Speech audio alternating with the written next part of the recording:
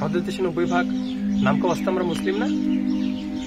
তুমি এখান থেকে হাঁটো, প্রতি 10টা ছেলের মধ্যে 8টা ছেলের হাতে সিগারেট। ঠিক আছে, তুমি এখানে প্রতি 10টা মেয়ের খোঁজ নাও, 6 থেকে 7টা মেয়ে প্রেম নামক জিনার সাথে জড়িত। তুমি 10টা বাড়িতে খোঁজ নাও, অন্তত 6-7টা বাড়িতে সুদি কারবার চলে। তুমি 10টা বাড়িতে খোঁজ নাও, মিনিমাম 8টা বাড়ির মানুষই নামাজ পড়ে না। তুমি 10টা বাড়িতে খোঁজ নাও, 9টা বাড়ি ছেলের বিয়ের সময় মেয়ের পক্ষ থেকে যৌতুক আছে, মেয়ের বিয়েতে গায়ে হলুদ করছে। প্রতিটা ইঞ্চি, প্রতিটা সেকেন্ডে তারা কুফরি করতেছে। সিগারেট খাওয়া কি কুফরি? সিগারেট খাওয়া হারাম, গান বাজনা হারাম, বিয়েতে যৌতুক আনা হারাম, সুদ খাওয়া হারাম, বেপর্দা চলা হারাম।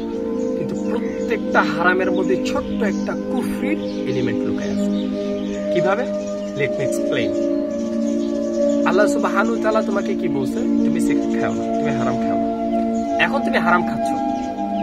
এই যে তুমি হারাম খাচ্ছ, এটা কার ইচ্ছা? আমার নিজের ইচ্ছা, নফসের ইচ্ছা।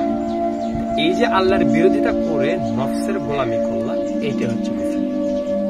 ঠিক আছে, এটা এলিমেন্টে এরকম না যে তুমি এটা করলে হচ্ছে যে শিরক আকবর হয়ে গেছে বা অনেক বড় শিরক হয়ে গেছে, মূর্তি পূজা হয়ে গেছে, এরকম কিছু না।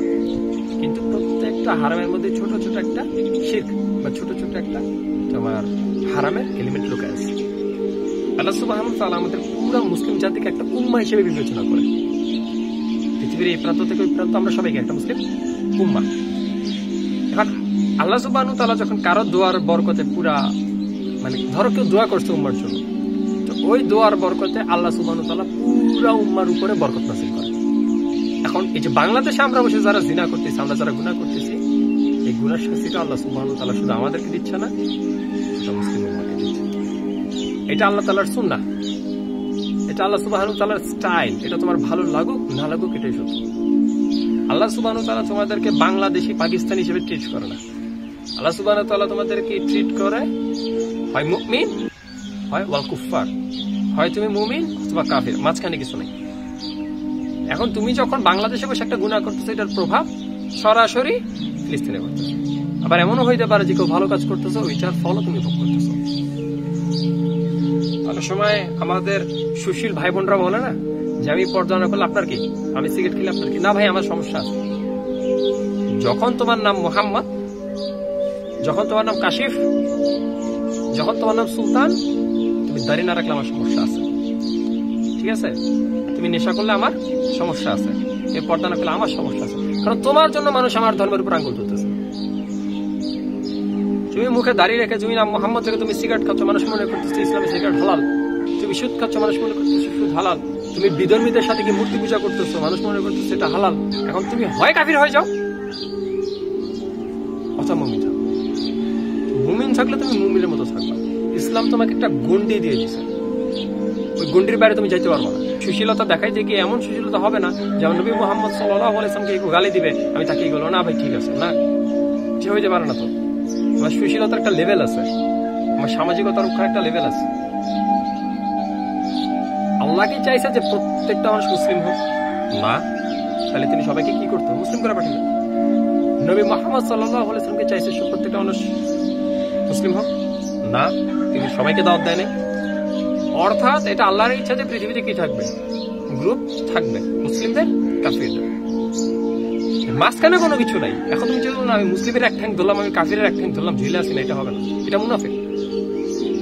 তোমাকে হয় মুসলিমের মতো মুসলিম হইতে হবে অথবা ক্লিনলি তুমি ইসলাম থেকে বেরোতে হবে। তো তোমার কারণে যেন আমার ধর্মের উপর কি এফেক্ট করতে না পারে। আমি বলতে না পারে কাশিফ ভাই আপনি কেন চুল দাঁড়িয়ে রাখবেন, অমুক তো রাখে না। কে যেন বলতে পারে কাহাদি ভাই যে আপনি সিগারেট খান না, আপনি নামাজের কথা বলেন, ও তো নামাজ পড়েন, ও তো মুসলিম। তোমার কারণে যেন ইসলাম ছোট না হয়। ইভেনচুয়ালি তুমি কি করবো, তুমি আর দায়বদ্ধতা তোমার, ঠিক আছে ফাইন।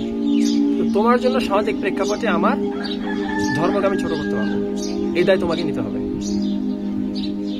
তুমি ন্যাংটা হয়, এটা অসুবিধা নাই আপু, তুমি এটা তোমার বাবা দায়ু সব, এটা তোমাদের ব্যাপার। কিন্তু তার আগে তোমার নাম থেকে ফাতিমা নাম সরাই ফেলতে হবে। নাউযুবিল্লাহি মিন যালিক।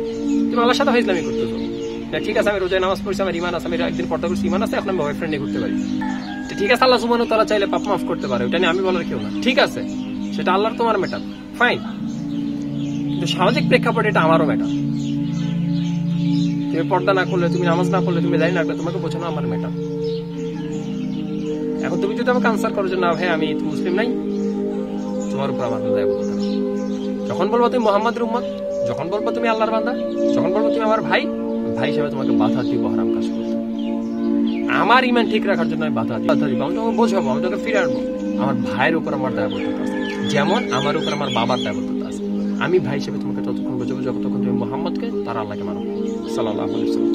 কিন্তু যদি তুমি বলো যে না আমি ইসলাম থেকে বেরিয়ে গেছি, না আউযুবিল্লাহি মিন যালিক, আমি মুরতাদ হয়ে গেছি, তুমি যত ইচ্ছা গুনাহ করো, আমি তোমাদেরকে ফিরেও তাকাবো না, ইনশাআল্লাহুল আজিজ। তোমরাই সবচেয়ে বেশি ইসলামের দুশমন, তোমরাই সবচেয়ে বেশি ইসলামের ক্ষতি করতেছো। যারা ইসলাম নামধারী হয়ে প্রকাশ্যে জিনা করতেছো, প্রকাশ্যে গুনাহ করতেছো। আমর বিল মারুফ ওয়া নাহি আনিল মুনকার, আমি সৎ কাজে আদেশ করব, অসৎ কাজে নিষেধ করব। আল্লাহ সুবহানাহু ওয়া তাআলা আমাকে এটা করতে বলেছে, এটা করা আমার জন্য ফরজ।